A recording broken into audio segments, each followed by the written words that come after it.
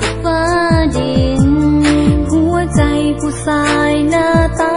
ดีๆที่มีฮักกับหลายคน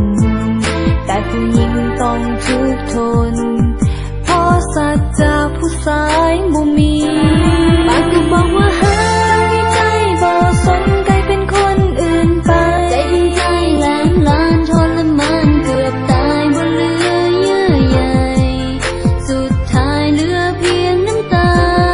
คงบ่มีอีกแล้วที่ยังเคยเจ้ากันเลยวันนี้คนที่ดีหลอกกันคนนั้นเป็นเขาที่เฮาฮักหมดใจและก็ใส่ลมปากบอกฮักในการหลอกลวงใจเจ้าคงทำด้วยก้อนดินก้อนหินที่แสนจะงดงามแต่เย็นชาเหมือนสิ่งที่ให้ค่าคอยนี้บ่ปรารถนา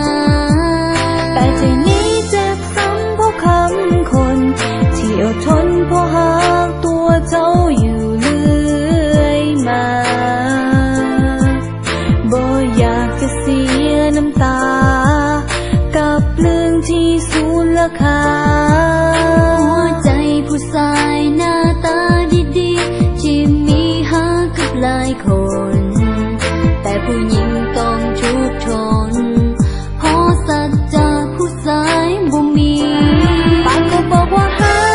ใจบ่สนใจเป็นคนอื่นไปใจทั้งใจแหลกลานทรมานเกือบตายบ่เหลือเยื่อใยสุดท้ายเหลือเพียงน้ำตาคงบ่มีอีกแล้วที่ยังคอยจบกันเลยวันนี้คนที่ดีหลอกกันคนนั้นเป็นเขาที่เฮาฮักหมดใจและก็ใส่ลมปากบอกฮักในการหลอกใจที่ให้ความรู้สึก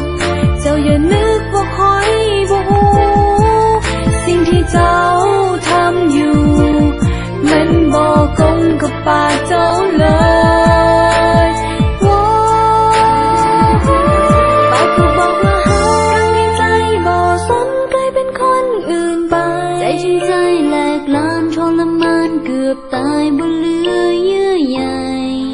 สุดท้ายเหลือเพียงน้ำตาคงบ่มีอีกแล้วที่ยังเคยเจ้ากันเลยวันนี้คนที่ดีหลอกกันคนนั้นเป็นเขาที่เฮาฮักหมดใจและก็ใส่ลมปากบอกฮักในการหลอกลวง